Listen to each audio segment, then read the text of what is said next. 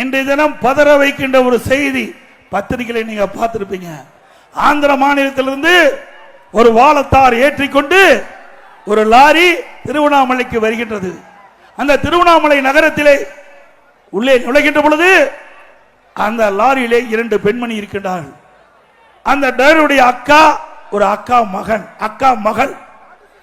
உடனே காவலர்கள் 2 பேர் அதை தடுத்து நிறுத்தி சோதனை செய்து இந்த 2 பெண்மணிகள் யார் என்று விசாரிக்கின்ற பொழுது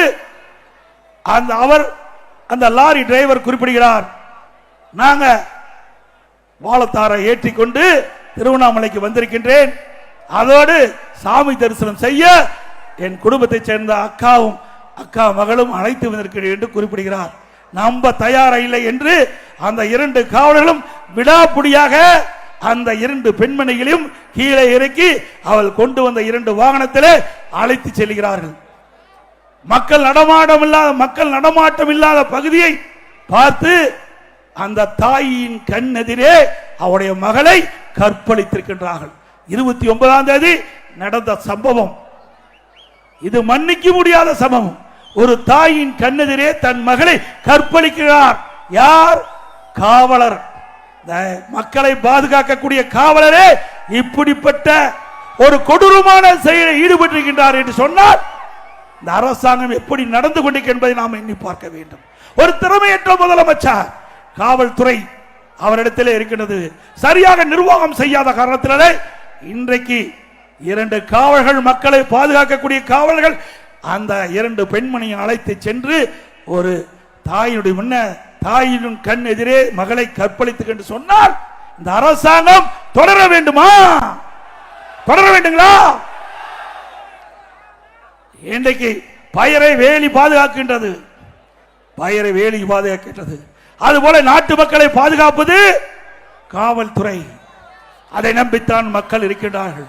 ஆனால் இன்றைய தினம் ஒரு கொடூரமான சம்பவம் திருவண்ணாமலையில் அரங்கேறிக்கிறது. உடனே இந்த 2 பெண்மணியும் அங்கே இருக்கிற காவலர்கள் அந்த கற்பழித்து விட்டு அவளை கொண்டு வந்து திருவண்ணாமலையை சாலையில இறக்கிவிட்டு சென்று விட்டார்கள்.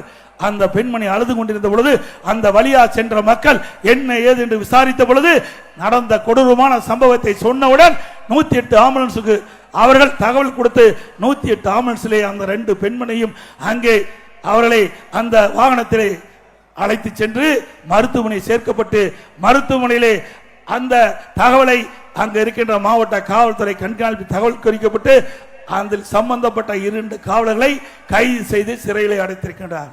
எப்படிப்பட்ட நிகழ்வு! ஆகவே தயவு செய்து எண்ணி பார்க்க வேண்டும். இன்றைக்கு காவல்துறை என்பது மிக மிக முக்கியம். இன்றைக்கு தமிழகத்தில் இருக்கின்ற காவல்துறை ஒரு காலத்தில் ஸ்காட்லாந்து காவல்துறைக்கு இணையாக போற்றப்பட்ட காவல்துறை.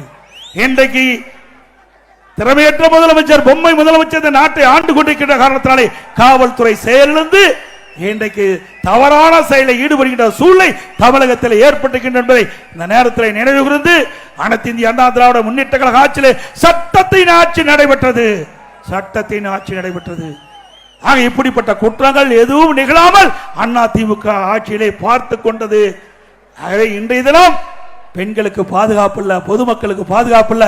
இப்படிப்பட்ட ஆட்சி தொடர வேண்டுமா?